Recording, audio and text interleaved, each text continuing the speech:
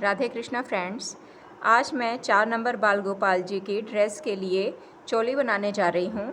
तो इसके लिए मैंने ये आपको पहले ही ड्रेस का घेर बनाना बता दिया है। ये आप मेरी पहली वीडियो में जाकर देख सकते हैं। तो अब मैं चोली बनाने जा रही हूँ। इसके लिए मैंने लेंथ और ब्रेड्थ इस प्रकार ली है।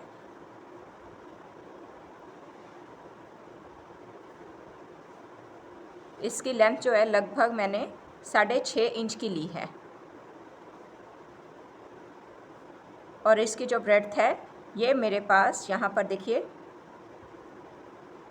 2.25 इंच से 1 पॉइंट ज़्यादा है।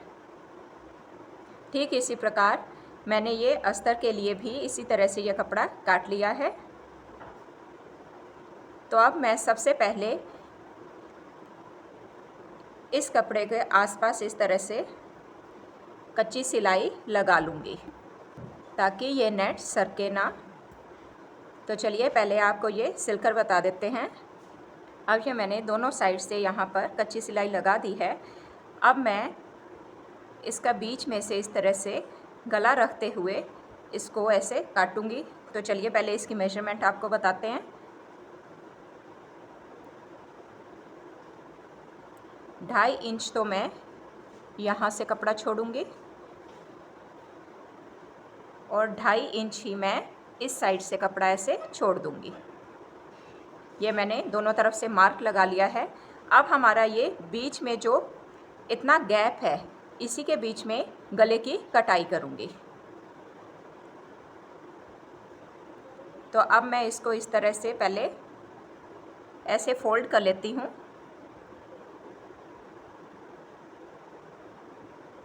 अब ये मैंने ऐसे बराबर फोल्ड कर लिया है। बराबर फोल्ड करने के बाद इसका यहाँ से मैं सेंटर पॉइंट निकालूंगी।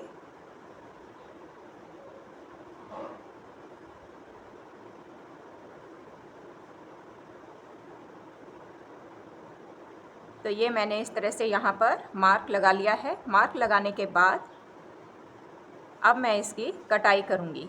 तो पहले मैं इसका निशान अच्छे से लगाऊंगी। ये देखिए दोनों तरफ से मैंने इस तरह मार्क लगा लिया है। मार्क लगाने के बाद ये जो मैंने यहाँ पर सेंट्रल पॉइंट लगाया था, ये देखिए यहाँ से मैंने ½ इंच अंदर की ओर मार्क लगाया है। ये जो मैंने सेंट्रल पॉइंट निकाला था ½ इंच से थोड़ा सा कम मैंने यहाँ पर मार्क लगा दिया है। ठीक इसी तरह से अब मैं यहाँ से यहाँ ऐसे जॉइन कर रही हूँ। तो अब मैं इसके बीच में हल्का सा मार्क ये भी लगा दिया है ताकि मैं सेंटर में से इसकी कटिंग कर सकूं। तो चलिए अब हम इसकी ऐसे कटिंग कर लेते हैं।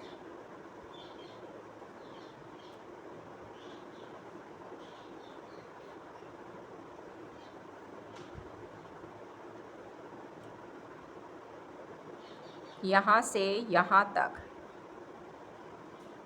ऐसे मैं कट कर रही हूँ।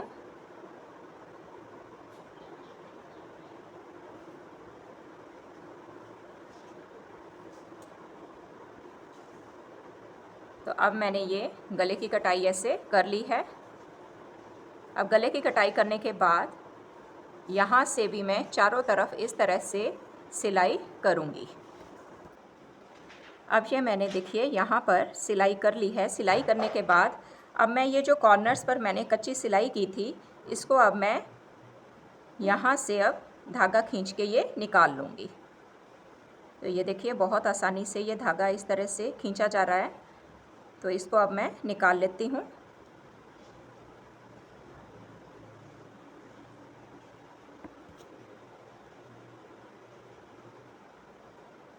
तो ये देखिए अच्छे से मैंने ये धागा एक निकाल दिया है।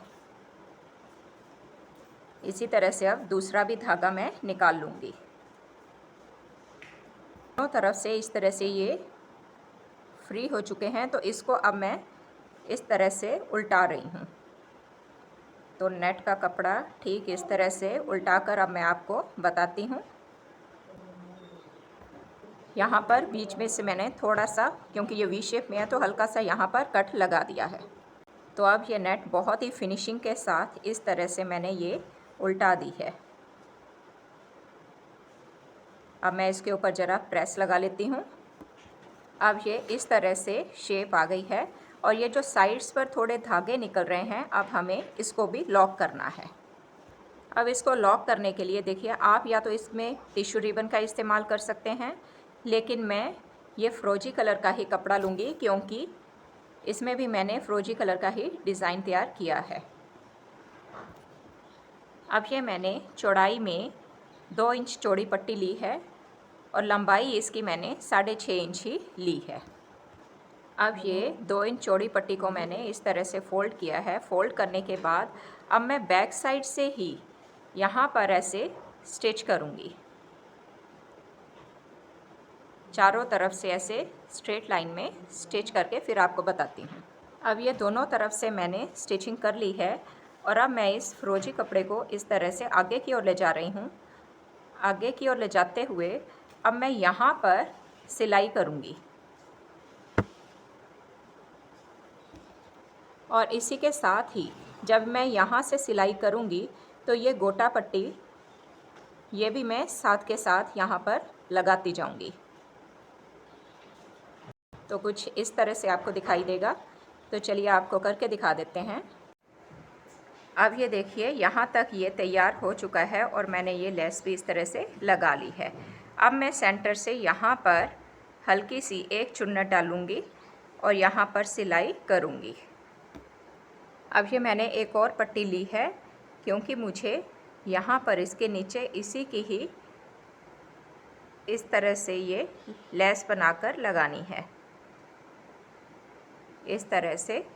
तो इसलिए ये मैंने 2 इंच चौड़ी पट्टी ले ली है और लंबाई इसकी 10 इंचेस ली है।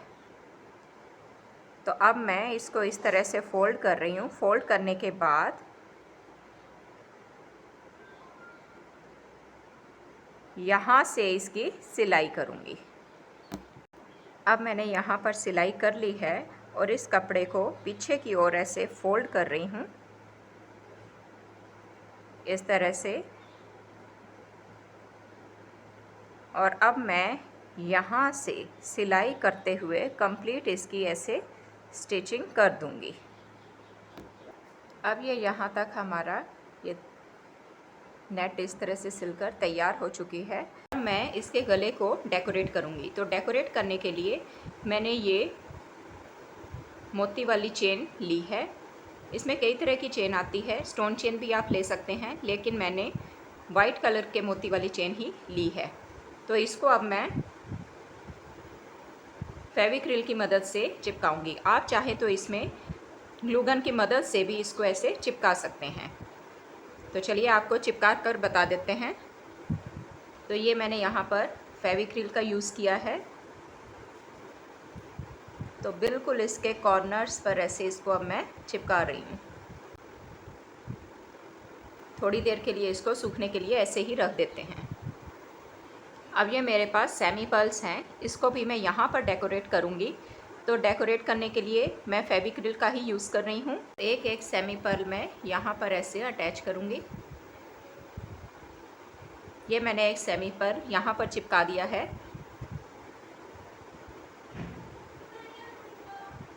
तो अब ये मैंने इस तरह लॉकेट की शेप में ये डिज़ाइन ऐसे बना दिया है। अब एक और चेन मैं यहाँ से यहाँ तक अटैच करूँगी और ये बिल्कुल इस तरह से फ्री रखूँगी, इसको मैं नहीं चिपकाऊँगी। तो जब हमारे कान्हा जी ये ड्रेस डालेंगे तो बिल्कुल इस तरह से लगेगा कि जैसे ये पूरा सेट ऐसे डाल रखा है। तो चलो अब मैं इसको चिपका देती हूँ। तो ये देखिए, यहाँ से भी चिपका दिया और मैंने इधर से भी ऐसे चिपका दिया है। तो अब ये हमारे कान्हा जी की चोली भी बनकर तैयार हो गई है।